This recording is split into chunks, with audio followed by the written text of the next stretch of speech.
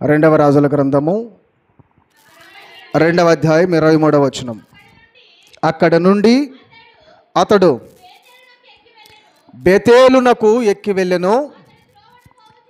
అతడు త్రోవన పోవుచుండగా బాలురు పట్టణములో నుండి వచ్చి, బోడివాడా ఎక్కిపోమ్ము, బోడివాడా ఎక్కిపోమ్మని అతడిని అపహాస్యము చేయగా వెనుకకు తిరిగి వానిని చూచి యెహోవా నామమును బట్టి వానిని శపించెను. 2 ఆడ ఎలుగుబంట్లు అడవిలో నుండి వచ్చి వారిలో 42 బాలురను చీల్చి వేసెను. చిన్న ప్రార్థన. అత్యంత ప్రేమాసత్య సంపూర్ణమైనటువంటి మా ప్రియ పరలోకపు తండ్రి, నీ ఘనమైనటువంటి శ్రేష్టమైనటువంటి అతి పరిశుద్ధమైన నామమును బట్టి నీకు వందనములు, స్తుతులు, స్తోత్రాలు. అయ్యా, గడిచినటువంటి నాన్న ప్రభ పగటి కాల సమయమంతయు నీ రెక్కల కింద మమ్మల్ని అందరినీ క్షేమకరముగా సురక్షితంగా కాచి కాపాడి రక్షించినటువంటి రీతిని బట్టి నీకు వందనములు, స్తుతులు, స్తోత్రాలు. అయ్యా, మరి సాయంకాల సమయంలో నీ పాద సన్నిధిలో చేరి అబ్బా తండ్రిని మొరపెట్టుకున్న భాగ్యమును నాయన మీరు నాకును మాకును దయచేస్తున్న రీతిని బట్టి వందనాలు, స్తుతులు, స్తోత్రాలు. చేరువచ్చిన పిల్లలందరూ దర్శించండి, కరుణించండి. కొన్ని నిమిషాల ప్రభా మీ లేఖన భాగాల ద్వారా మీరు నాతో మాతో సూటిగా మాట్లాడమని, వినే చెవిని గ్రహించే మనసును ప్రతి బిడ్డ పొందుకున్నకు భాగ్యాన్ని దయచేయమని, అయ్యా ముందున్న సమయమంతా మీ చేతులకు అప్పచెబుతూ మీరే మహిమ పొందమని యేసు క్రీస్తు నామమున ప్రార్థిస్తూ మిక్కిలిగా వేడుకుంటున్నాను తండ్రి, ఆమేన్. ప్రజన్ బిళ్ళరా, మరి నాడు మనం మాట్లాడుకోబడినటువంటి అంశము అపహాసకులు. ఏమంశము? అపహాసకులు. హాస్యము అనగా నవ్వు, అపహాస్యము అనగా హేళన చేయడం, ఎగతాళి చేయడం. చదవబడినటువంటి లేఖన భాగంలో చూస్తే ప్రజన్ బిళ్ళరా, ఇక్కడ పసివాళ్ళు లేక బాలురు అనేటువంటి మాటని ఇక్కడ రాయడం జరుగుతుంది. ఎవరంట? బాలురు. ఈ బాలురు అనేటువంటిది ప్రజన్ బిళ్ళరా, బాలురు అంటే చిన్న పిల్లలని కాదు, అర్థమైందా? చిన్న పిల్లలు బాలికలు అని కాదు. ఈ బాలురు ఏ వయసులో ఉన్నటువంటి వారనగా ప్రజన్ బిళ్ళరా, యుక్త వయసులో, యవన ప్రాయములో ఉన్నటువంటి వారు. అందుకే ఈ పదాన్ని హిబ్రూలో మరి చక్కగా రాయడం జరిగింది. ఈ బాలురు గురించి, బాలురు అనేటువంటి మాటకు హిబ్రూలో మరి చక్కగా రాయడం జరిగింది. ఆ హిబ్రూ పదం ఏంటనగా ఏల్డ్ అనేటువంటి అర్థము, ఏల్డ్ అనేటువంటి పదము. ఆ ఏల్డ్ అనగా యవన బిడ్డలు, యవనస్తులు అనేటువంటి మరి అర్థము అక్కడ రాయడం జరుగుతుంది. అలాగే యేసేపు కూడా 17 ఏళ్ల ప్రాయం ఉన్నప్పుడు అతనిని గురించి హిబ్రూ పదములు కూడా అదే రీతిగా రాయడం జరిగింది.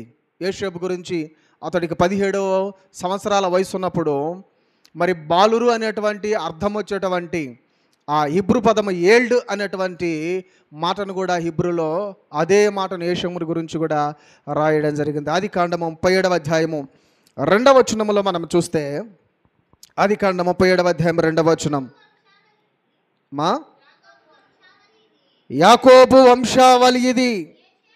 యేసేపు 17 ఏండ్ల వాడై తన సహోదరులతో కూడా మందను మేపుచుండెను. ఇక్కడ 17 ఏండ్ల వయసు కలిగిన వాడంటూ యేసేపుని గురించి చెప్తున్నాడు. ఈ యేసేపు యొక్క 17 ఏళ్ళు వయసు అనేటువంటి ఆ వయసును కూడా ఇక్కడ మరి హిబ్రూలో ఏల్డ్ అనేటువంటి పేరుని ఇక్కడ ప్రస్తావించడం జరుగుతున్నది. అంటే ఎలీషా కాలంలో వాడబడినటువంటి అదే ఏల్డ్ అనేటువంటి పదము ఇక్కడ యేసేపు యొక్క ఆ వయసును కూడా ప్రస్తావించబడినటువంటి రీతిగా మనకు మరి హిబ్రూలో ఒకే అర్థం వచ్చేటువంటి రీతిగా చూస్తూ ఉన్నాం. అలాగే ప్రతిని బిళ్ళరా, మరి అబ్షాలోము పెద్దవాడైనప్పుడు కూడా, దావీదు కుమారుడైనటువంటి అబ్షాలోము పెద్దవాడైనప్పుడు కూడా అతని వయసును కూడా అక్కడ తెలియపరుస్తూ మరి అక్కడ కూడా అదే మాటను ప్రస్తావించిన రీతిగా చూస్తున్నాం. 2వ సమూయేలు గ్రంథం 18వ అధ్యాయం 5వ వచనంలో చూస్తే, 2వ సమూయేలు గ్రంథం 18వ అధ్యాయం 5వ వచనంలో, అప్పుడు రాజు అభిషేయిని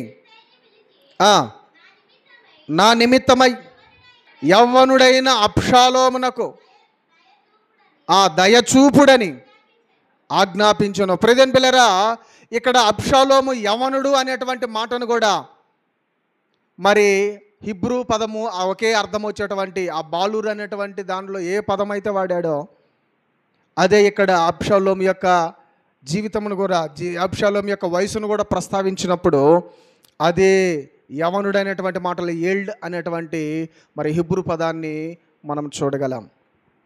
ఈ విధంగా ఇక్కడేమో సమూయేలు గ్రంథం 2వ రాజుల గ్రంథములేమో ఎలీషా గురించి మరి బాలురు అతను చూసి నవ్వెను అనేటువంటి మాట ఉంది. కానీ ఆ బాలురు అనేటువంటి ఆ తెలుగు పదానికి హిబ్రూ పదము ఏదైతే వాడాడో అదే హిబ్రూ పదము యోషేబుకు వాడాడు వయసులో 17 ఏళ్ల వయసు అన్నప్పుడు.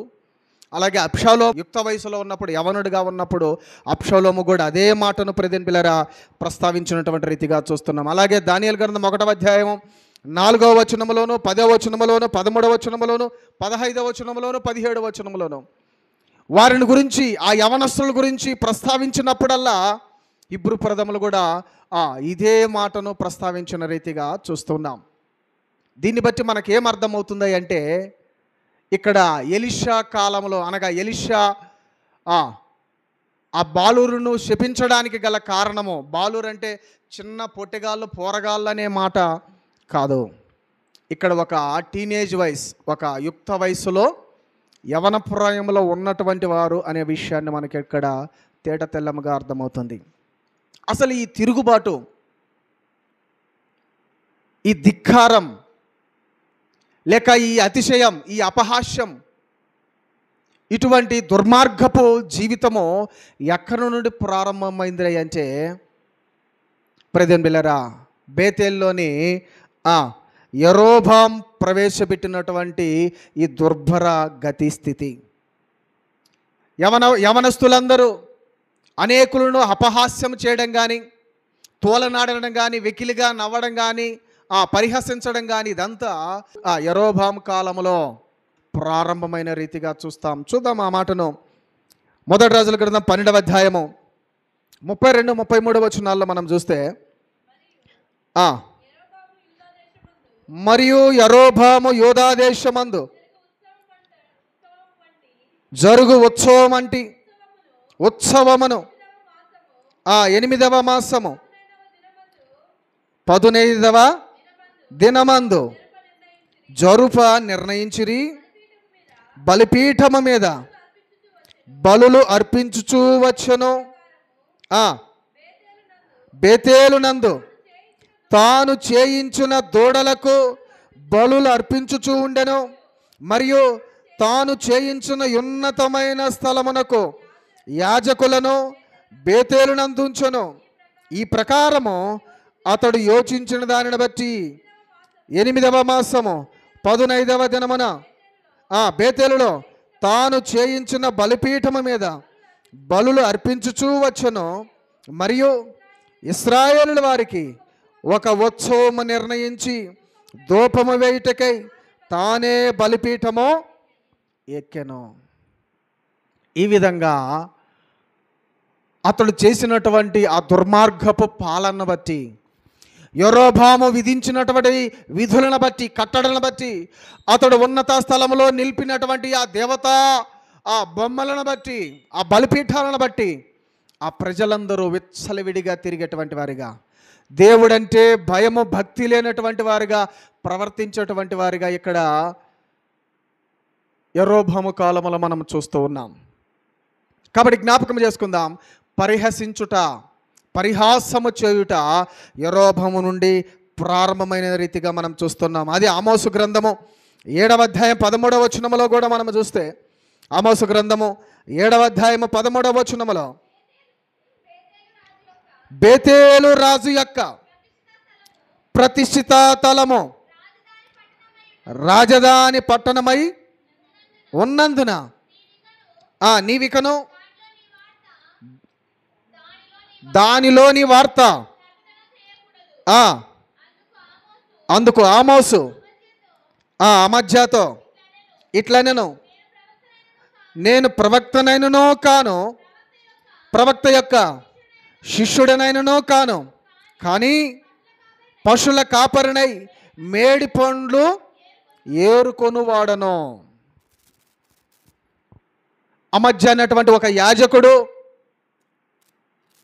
ఆమోసుతోటి సెలవిస్తూ చెప్పుచున్నమాట, ఈ బేతేలులో నువ్వు ప్రకటన చేయుట తగదు. ఈ బేతేలులో దేవుని మాటలను ప్రకటించడం కానీ తెలియజేయడం కానీ నీకు ఏమాత్రమూ ఆస్కారం లేదు. ఎందుకనగా ఇది బేతేలుకు ఆ రాజు అయినటువంటి లేక ఆ యోధారాజు అయినటువంటి యరొబాము నియమించినటువంటి కట్టడ, యరొబాము నియమించినటువంటి పద్ధతి, ఆయన నియమించినటువంటి ఉన్నత స్థలములను, ఆ దేవతలను, ఆ బొమ్మలను ఆరాధించాలే తప్ప మరొక దానికి ఆస్కారము లేదు. మీరు మాత్రము ఆ యొక్క దేవతలను కానీ వాటిని కానీ ఆరాధించడానికే కానీ అవకాశం కానీ ఇటువంటి దేవుని యొక్క సువార్తను ప్రకటించడానికి ఎటువంటి అనుమతి. ఒక అమధ్య అంటున్నాడు. అమధ్య ఎవరనగా ఒక యాజకుడు, దేవుని మందిరములో సేవ చేసేటువంటి ఒక యాజకుడు ఒక దైవ సేవకుడికి, ఒక ప్రవక్తకి అడ్డుబండగా నిలబడుతున్నటువంటి వాడిగా చూస్తున్నాం. కాబట్టి ఈ ప్రజలందరూ యవనస్తులు కానీ మరొకరు కానీ త్రొట్టిల్లడానికి, దారి తప్పడానికి, ఇష్టానుసారంగా ప్రవర్తించడానికి మూల పురుషుడు ఎవడయ్యా అంటే యరొబాము అనేటువంటి రాజు. కాబట్టి ప్రియమైన బిడ్డలారా, ఇక్కడ ముందుగా చదవబడిన లేఖన భాగంలో మనం చూస్తే ఎలీషా బేతేలునకు ఎక్కిపోతూ ఉండగా అక్కడ కొందరు యవనస్తులంట, బాలురు అంటే ముందుగానే చెప్పాను, బాలురు అంటే చిన్న బిడ్డలని కాదు, ఒక యుక్త వయసు కలిగినటువంటి వారు. వారు అంటున్నారంట, ఏమంటున్నారు, ఓ బోడివాడా, ఓ బోడోడా, ఎక్కు ఎక్కు ఎక్కు. పరిహాసం చేస్తూ ఉన్నారు, పరిహసిస్తూ ఉన్నారు, ఎగతాళి చేసేవారిగా ఉన్నారు. ఎలీషా ప్రెజెంట్లరా వయసు రీత్యా కొంచెం ఎక్కువగా ఉన్నటువంటి వాడు. ఆ వయసు రీత్యా కొంచెము బోల్డెన్ హెడ్ అంటే బోడితల బట్టతలగా ఉంది. దాన్ని బట్టి వీళ్ళు ఎగతాళి చేస్తూ ఉన్నారంట. బోడివాడా, ఎక్కువ ఎక్కలేకపోతున్నావా అనే రీతిగా ఎగతాళి చేస్తున్నప్పుడు ప్రెజెంట్లరా ఇతనికి కోపం వచ్చి ఏమొచ్చింది, కోపం వచ్చి ఎవరైతే అపహాస్యం చేస్తున్నారో వారిని మింగునుగాక అనే రీతిగా అతడు ఎప్పుడైతే ప్రకటన చేశాడో తన నోటి నుండి 2 ఆడ ఎలుగుబంటులు అంట్లా, ఏంటి 2 ఆడ ఎలుగుబంటులు వచ్చి మీదికి వచ్చి చీల్చిపడేశాయి. ఈ రోజుల్లో ఎక్కడ చూసిన ప్రతిని పిల్లరా పరిహాసాలు ఎక్కువయ్యాయి, అపహాస్యాలు ఎక్కువయ్యాయి కదా. ఒకవేళ పాస్టర్ గారికి బట్ట ఉందంటే,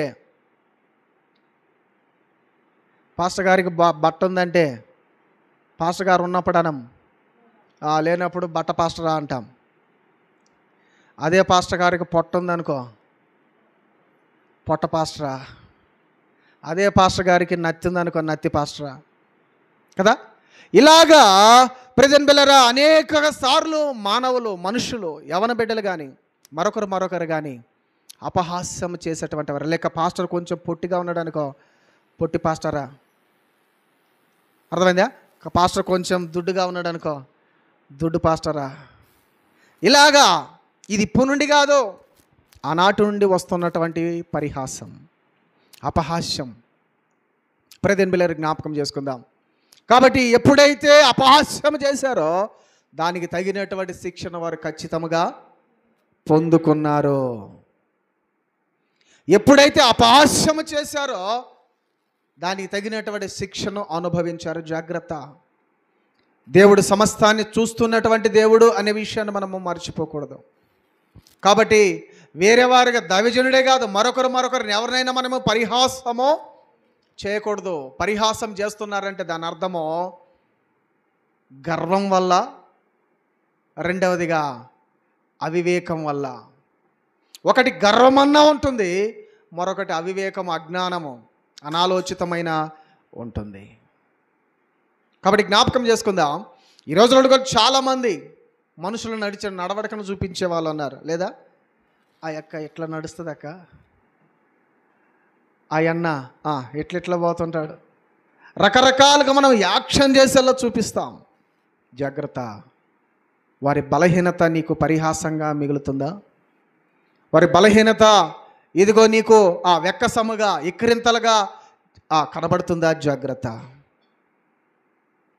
అందుకే పెద్దోళ్ళు అంటారు కదా, ఎవరికైనా నత్తి ఉందనుకో, ఈ పాప కూడా ఆయన ఎక్కిరించేలాగా నత్తిగా మాట్లాడుతూ ఉంటుంది. ఏయ్, నత్తితో మాట్లాడబాకే, నీ కూడా నత్తి పిల్లలు పుడతారంటారు. అవునా? ఆయన్ని ఎక్కిరించబాక, లేక ఆమెను ఎక్కిరించబాక, నీ కూడా అలాంటి వాళ్ళు పడతారు. జాగ్రత్త. తప్పు. చంపలేసుకొని చంపలేపించేవారు అంటారు. కాబట్టి జ్ఞాపకం చేసుకుందాం. మొదటిగా ప్రవక్తలను పరిహసించినటువంటి యవ్వనులు అనేటువంటి విషయాన్ని మనం చూస్తున్నాం. ఎవరంట? మన అంశం ఏంటి? అపహాస్యం. అనగా మొదటిగా ప్రవక్తను అపహసించినటువంటి యవనస్తులు. ప్రవక్తను అపహసించినటువంటి యవనస్తులు. రెండవదిగా చూద్దాం ప్రియమైన బిడ్డలారా. రెండవదిగా 2 సమూయేలు గ్రంథం 6వ అధ్యాయము 20వ వచనం. 2 సమూయేలు గ్రంథం 6వ అధ్యాయము 20వ వచనం. 2 సమూయేలు 6వ అధ్యాయం 20వ వచనం. తన ఇంటి వారిని దీవించుటకు దావీదు తిరిగి రాగా సౌలు కుమార్తెయగు మీకాలు దావీదును ఎదుర్కొన బయలుదేరి వచ్చి హీన స్థితి గల పని కత్తెలు చూచుచుండగా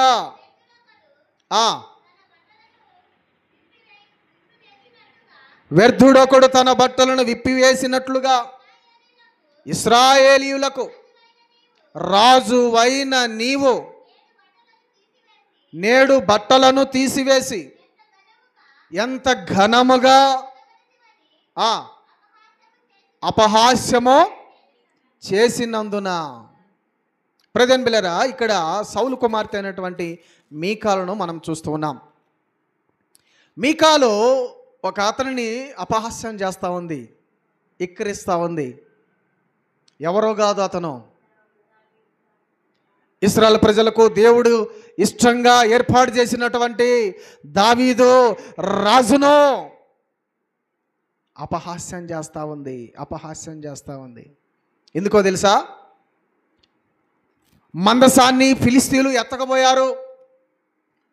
మందసాన్ని ఎప్పుడైతే ఫిలిస్తీయులు ఎత్తకపోయారో ఇశ్రాయేలు ప్రజలకు విజయం రావట్లా, ఇశ్రాయేలు ప్రజలకు అపజయమే కలుగుతుంది. అందుకు మరలా ఫిలిస్తీయుల దగ్గర నుంచి వస్తున్నటువంటి ఆ యొక్క మందసాన్ని తీసుకువస్తుండగా, ప్రియమైన దేవుని బిడ్డలారా, జ్ఞాపకం చేసుకుందాం. ఆ మందసాన్ని తీసుకుని వచ్చి ఓబేదెదోము అనేటువంటి ఒకని ఇంటిలో పెడతారు. ప్రియమైన బిడ్డలారా, ఓబేదెదోము అనేటువంటి అతని ఇంటిలో మందసము పెట్టిన తర్వాత అక్కడ నుంచి మరలా మందసాన్ని యెరూషలేములోనికి తీసుకువస్తూ ఉన్నప్పుడు దావీదు దేవుని ఆత్మచేత బలవంతుడై ఇదిగో అతడికి తెలియకుండానే ఆ మందసనం ముందు నాట్యము చేస్తూ డ్యాన్స్ చేస్తూ ఆడుతున్నాడంట. ఎప్పుడైతే ఇది గమనించిందో, ఇది చూసిందో, కిటికీలో గుండా చూసిందంట మీకాలు. పై వచనంలో చదవమ్మా. యెహోవా మందసము దావీదు పురమునకు రాగా సౌలు కుమార్తెయగు మీకాలు కిటికీలో గుండా చూచి యెహోవా సన్నిధిని గంతులు వేయుచు నాట్యమాడుచునున్న దావీదును కనుగొని తన మనస్సులో అతనిని హీనపరచను. తన మనస్సులో అతనిని హీనపరిచిందంట. దావీదు నాట్యమాడుతుంటే, డ్యాన్స్ చేస్తుంటే అపహాస్యం చేస్తుందంట. కిటికీలు కూడా చూసి, అరే నాయన, ఏం మనిషా మరొకడా, ఏంటి ఈ విధంగా ఒళ్ళు ఏమి తెలియనటువంటి వాడిగా ఈ విధంగా నాట్యమాడుతున్నాడు. అసహించుకుందంట. క్రింది భాగంలో చూస్తే అపహసించింది. అసహ్యమో అలాగే అపహాస్యమో స్టార్ట్ అయింది. అందుకు దావీదు అంటాడు, చదువు క్రింది భాగంలో, దావీదు నీ తండ్రిని అతని సంతతిని విసర్జించి ఇశ్రాయేలీయులను తన జనుల మీద తన అధిపతినిగా నియమించుటకై నన్ను ఏర్పరచుకొనెను. యెహోవా సన్నిధిని నేను ఎలాగూ చేసి తిని, యెహోవా సన్నిధిని నేను ఆట ఆడి తిని, ఇంతకంటే మరి ఎక్కువగా నేను తృణీకరింపబడిన నా దృష్టికి నేను అల్పుడనై నీవు చెప్పిన పనికత్తెల దృష్టికి గనుడనగుదనని మీకాలుతో అనెను. మరణము వరకు సౌలు కుమార్తెయగు మీకాలు పిల్లలను కనకయుండెను. మీకాలుకు వచ్చినటువంటి శాపం, మీకాలుకు వచ్చినటువంటి దేవుని యొక్క ఉగ్రత, అక్కడ ఎలీషాను అపహాస్యం చేశారు యవనస్తులు. దానికి తగినటువంటి శిక్ష ఆడ ఎలుగుబంటులు వచ్చి వాళ్ళను చీల్చిపడేశాయి. ఇక్కడ రెండవదిగా తన భర్తను అవమానపరుస్తుంది, అసహించుకుంటుంది, అవహేళన చేస్తూ ఉంది మీకాలు. దానికి తగినటువంటి శిక్ష తను చనిపోయేంత వరకు గర్భము లేనటువంటిదిగా, ఒక గొడ్రాలుగా. ప్రెజెంట్ బిల్లరా, దావీదు అనేక మందిని వివాహము చేసుకున్నాడు, వారందరికీ పిల్లలు ఉన్నారంట. కానీ సౌలు కుమార్తె అయినటువంటి మీకాలుకు పిల్లలే. కారణం ఏంటనగా లెక్కలేనితనంగా గర్వపడడం, లెక్కలేనితనంగా అతిశయించడం, ఇష్టానుసారంగా ప్రవర్తించడం, ఆ అవివేక తత్వం వల్ల దేవుని యొక్క కోపానికి మీకాలు గురైన రీతిగా చూస్తూ ఉన్నాం. రెండవదిగా ఎవరిని అపహాసించారనగా భర్తను అపహాసించిన భార్య. భర్తను అపహాసించిన భార్య. ఒకటి ప్రవక్తను అపహసించిన యవనులు, రెండవదిగా భర్తను అపహసించిన భార్య. ఈ రోజులలో చాలామంది కూడా భర్తలను అపహసించేటువంటి వారు, చులకనగా చూసేటువంటి వారు, చిన్న చూపు చూసేటువంటి వారు. ఒకవేళ అతనికి సరైన ఆలోచన లేకపోయినా, సరైన అవగాహన లేకపోయినా, సరిగా అతడు మాట్లాడలేకపోయినా, సరైనటువంటి జ్ఞానం లేకపోయినా, చదువు లేకపోయినా, సరైనటువంటి ఇంకిత జ్ఞానం లేకపోయినా, ఇటువంటి లోక నాలెడ్జ్, లోక జ్ఞానం లేకపోయినా, భార్యలు ఈ రోజుల్లో కూడా చాలామంది చిన్న చూపు చూసేవారు ఉన్నారు. ఆయన మాటకు పెద్దగా విలువ ఇచ్చేటువంటి వారు కాదు. ఆయన మాటను ఏముందిలే, ఆయన ఏదేదో చెప్తుంటారులేబా అని టేక్ ఇట్ ఈజీగా తీసుకునేటువంటి వారు. జాగ్రత్త. భర్తను అవహేళన చేసింది, అపహసించింది, దేవుని యొక్క కోపానికి, దేవుని యొక్క ఉగ్రతకు గురైనటువంటి స్త్రీగా చూస్తూ ఉన్నాం. కాబట్టి జ్ఞాపకం చేసుకుందాం, అతడు నీ మెడలో తాళిగట్టినప్పుడు అతడు ఎంత అజ్ఞాని అయినా సరే, ఎంత అమాయకుడైనా సరే నువ్వేం చేయాలా? లోబడాలా. ఏం చేయాలా? సంఘము క్రీస్తునకు ఏ విధంగా లోబడునో స్త్రీ కూడా తన పురుషునికి తలగా ఉన్నటువంటి, శిరస్సుగా ఉన్నటువంటి తన పురుషునికి ఏం చేయాలా? లోబడాలా. లోబడట్లా ఇప్పుడు అంతా ఎగబడడే, లోబడట్లా ఇప్పుడు అంతా దిగదుడుపుడే, లోబడట్లా ఇప్పుడు అంతా రకరకాలుగా ప్రవర్తించడమే. ఇంకా ప్రెజెంట్ బిలేరా, ఇంకా ఒక మెట్టు ఎక్కిపోతున్నారు. పూర్వకాలములుగా ఉన్నట్లా ఉండట్లే.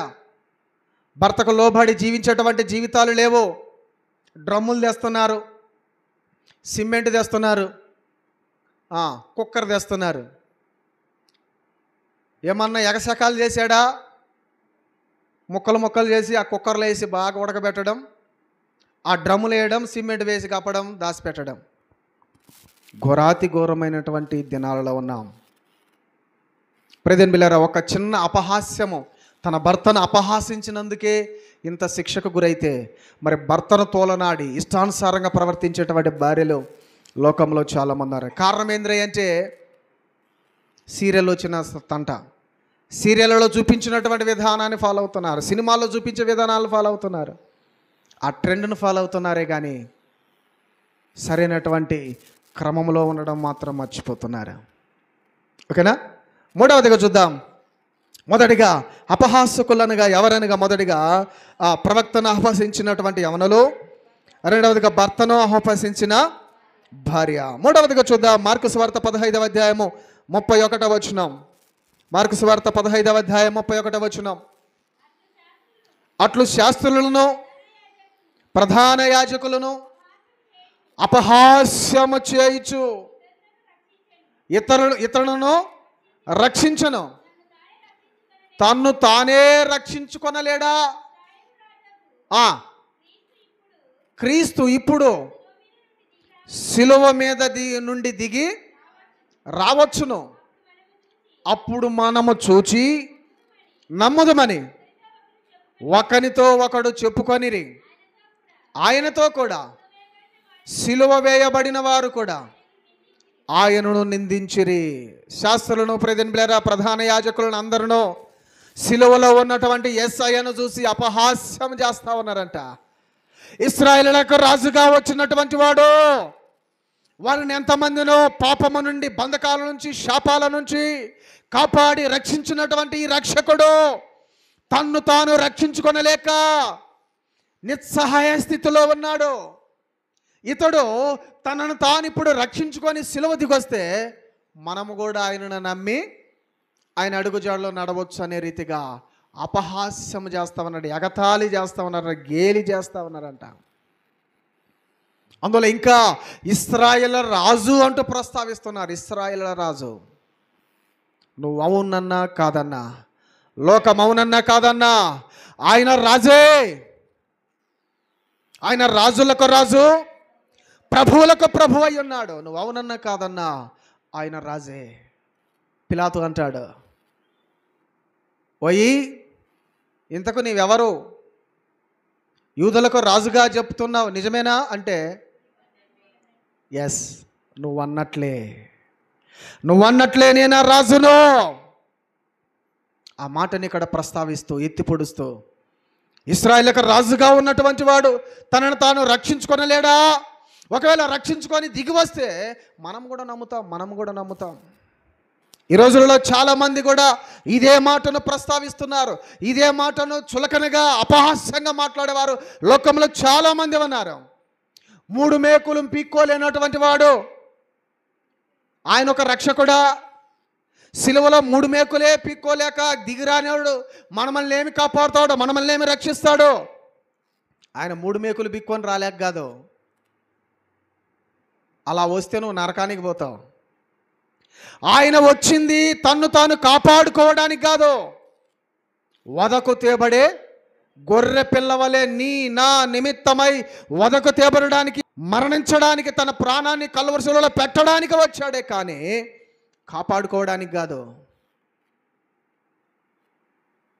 కదా. యేసుక్రీస్తు వారు 40 దినాలు 40 రాత్రులు ఉపవాసం ఉండి కొండ మీద బలహీనుడిగా ఉన్నప్పుడు అపవాది ఆయన దగ్గరకు వస్తుంది. వచ్చి ఒక మాట అంటది, ఏంటో తెలుసా?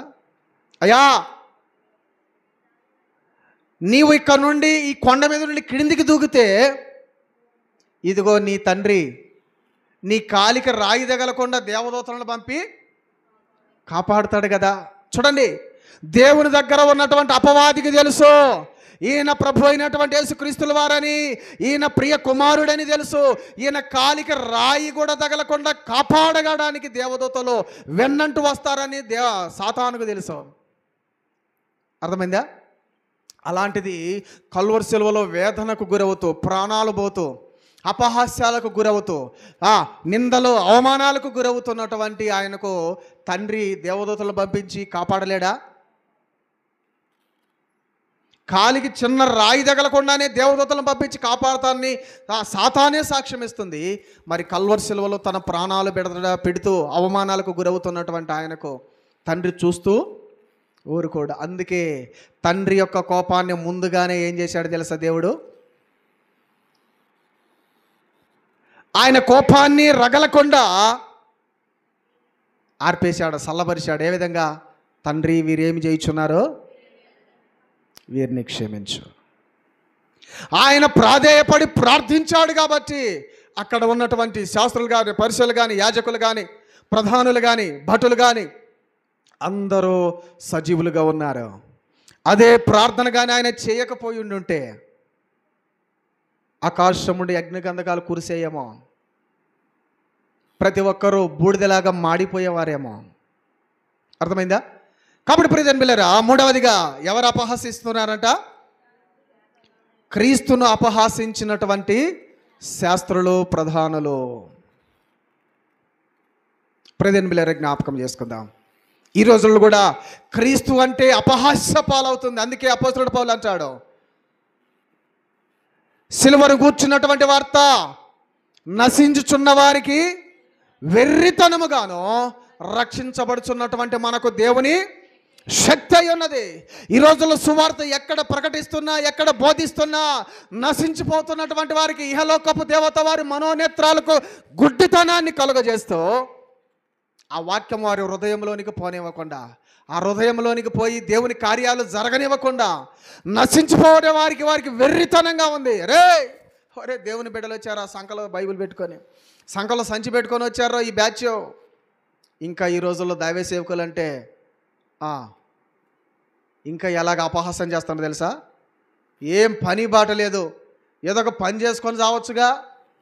ఏంటిది సంకల్లో బైబిల్ పెట్టుకొని, సంకల్లో సంచులు పెట్టుకొని ఇల్లు తిరగడం? ఏంది అడక తినే దినం? ఏంటి అడక తినే జీవితం? చాలామందికి అపహాస్యం అవుతుంది దైవ సేవకులు అంటే. దేవుని యొక్క సువార్త అందించటం వారంటే అపహాస్యం అవుతుంది. కానీ దేవుని దృష్టిలో సేవకుల యొక్క పాదాలు ఎలా ఉన్నాయో తెలుసా? సుందరమైనవి. అబ్బా, దేవుని దృష్టిలో సువార్తను ప్రకటించేటువంటి వారి పాదాలు సుందరమైతే, అదే సువార్తను ప్రకటించేటువంటి వారి యొక్క జీవితాలు లోకానికి నశించే వారికి ఎలా ఉన్నాయనగా వెర్రితనంగా, అపహాస్యముగా ఉన్నాయి.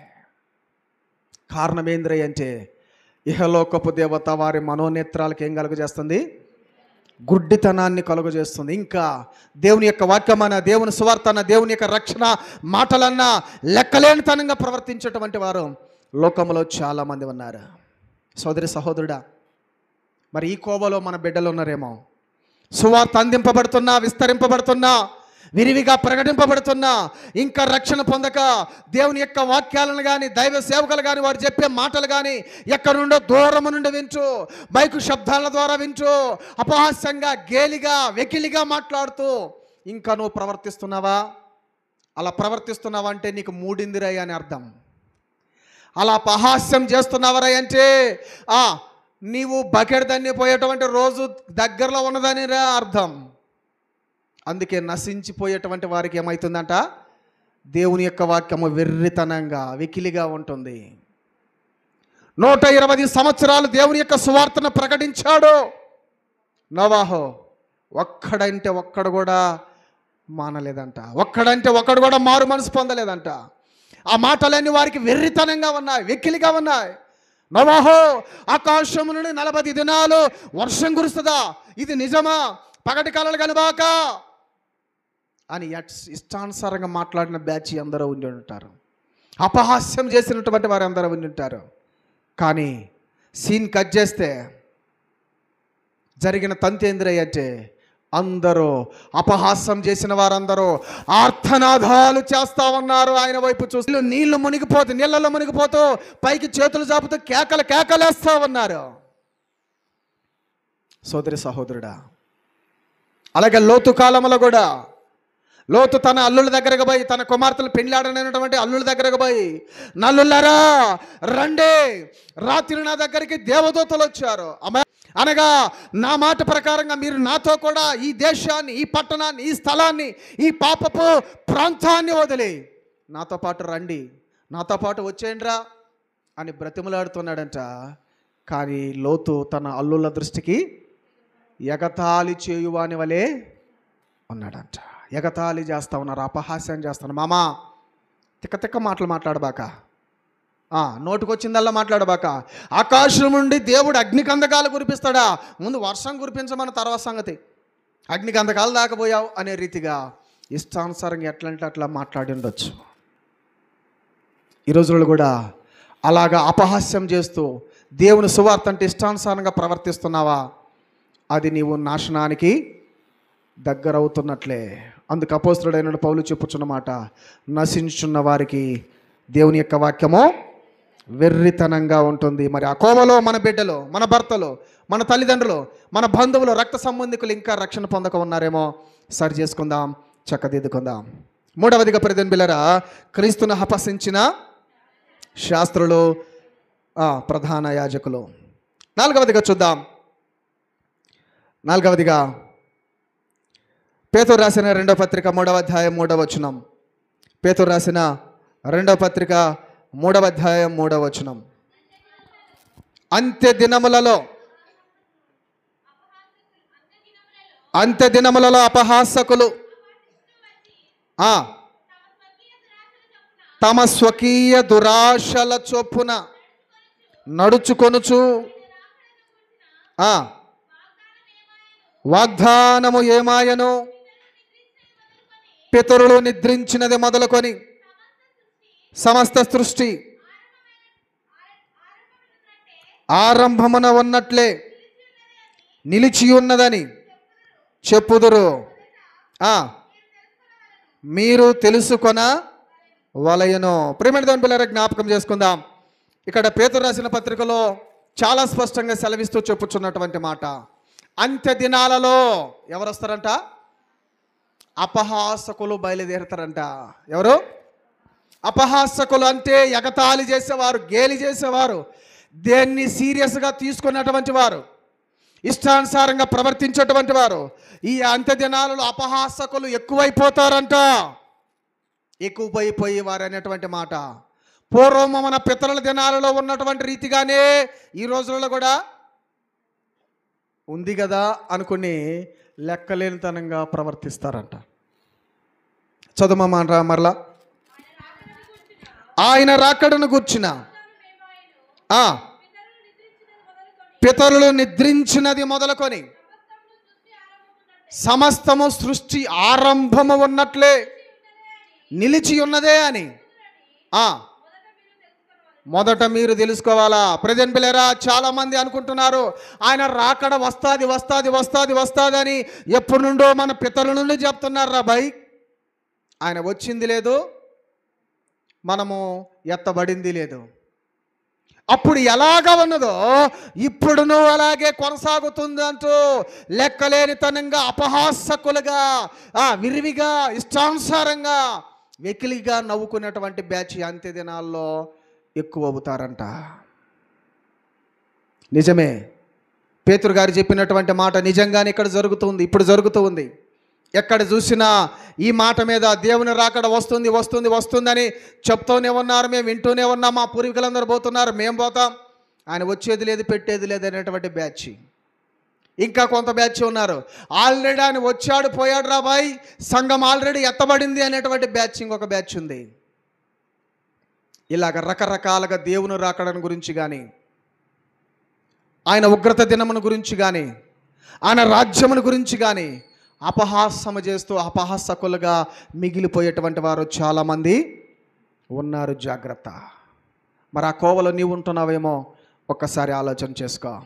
మరొక విషయం చూద్దాం. 2వ దినవృత్తాంతముల గ్రంథం 36వ అధ్యాయం 16వ వచనం. 2వ దినవృత్తాంతముల గ్రంథం 36వ అధ్యాయం 16వ వచనం. 2వ దినవృత్తాంతములు 36:16. వారు దేవుని దూతలను ఎగతాళి చేయుచు ఆయన వాక్యములను తృణీకరించుచు ఆయన ప్రవక్తలను హింసించుచూ రాగా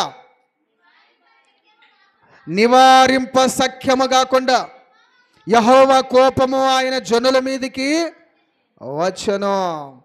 ప్రెజెంట్ పిల్లలకి జ్ఞాపకం చేసుకుందాం. ఆయన పెందల కడనే లేచి పంపుచూ వచ్చినను వారు దేవుని దూతలను ఎగతాళి చేయుచు ఆయన వాక్యములను తృణీకరించుచు ఆయన ప్రవక్తలను హింసించుచూ రాగా నివారింప శక్యము కాకుండా యెహోవా కోపం ఆయన జనుల మీదకి, ఆయన పెందల కడేలేసి ప్రవక్తలందరిని పంపిస్తా ఉన్నాడంట ఇశ్రాయేలు ప్రజల దగ్గరికి, యోధా ప్రజల దగ్గరికి. అయ్యో నా ప్రజలు మారు మనసు పొందాలా, ఇదిగో రక్షించబడాలా, వారి జీవితాలు సరి చేసుకోవాలని ప్రవక్తలందరిని పంపిస్తా వస్తున్నారంట. దూతల యొక్క మాటలన్నీ వారు అపహాస్యం చేస్తూ, నవ్వుతూ, ఎకిలి చేష్టాలు చేస్తూ వచ్చారంట. ఇంకా అనేక ప్రవక్తలను హింసించుచూ, చంపుతూ వచ్చారంట.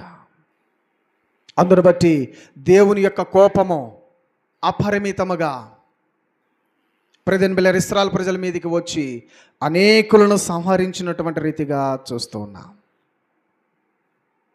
ఈ రోజుల్లో కూడా ప్రవక్తలను దేవుడు అనేకులను మీ దగ్గరికి పంపిస్తూ ఉన్నా కానీ మనం ఇంకా మార్పు చెందినటువంటి వారముగా, ఎగతాళి చేసేటువంటి వారముగా, లేక అపహాస్యం చేసేటువంటి వారముగా, బ్రతికేటువంటి వారముగా ఉంటున్నాం. ఒకసారి ఆలోచన చేద్దాం. ఎలా ఉంది మన వ్యక్తిగత జీవితం? ఏ విధంగా ఉందాం? వాక్యాలు అందించేటువంటి దైవజనులు వస్తుంటే ఇదిగో ప్రజలు వారి మాటలకి ఏమాత్రం లోబడక ఆనాటి ఇశ్రాయేలు ప్రజల వలె వారు ఒక మెట్టు ఎక్కితే మనం వారిని మించి, వారు కొద్దిగా ద్రోహులైతే వారిని మించి, అన్నిటికీ మించి నీ అవ్వ దేనిలో తగ్గేదిలే అంటున్నాం. వాళ్ళకంటే మేమేం తక్కువ అంటున్నాం. వాళ్ళని మించిపోయేదే కానీ తగ్గేది ఇంచకూడా లేదనే వారిగా బ్రతుకుతున్నాం. జాగ్రత్త. మరొక విషయాన్ని చూద్దాం. చివరిగా యోధాపత్రిక 18వ వచనాన్ని చూద్దాం. యోధాపత్రిక 18వ వచనం. యోధాపత్రిక 18వ వచనం. అయితే ప్రియులారా, అంత్యకాలమునందు తమ భక్తిహీనమైన దురాశల చొప్పున నడచు పరిహాసకులందరినీ పరిహాసకులందరని మన ప్రభు అయిన యేసుక్రీస్తు అపోస్తుల పూర్వమందు మీతో చెప్పిన మాటలను జ్ఞాపకము చేసుకోండి. అయితే ప్రియులారా, అంత్యకాలమునందు తమ భక్తిహీనమైన దురాశల చొప్పున నడుచు పరిహాసకులుందురని.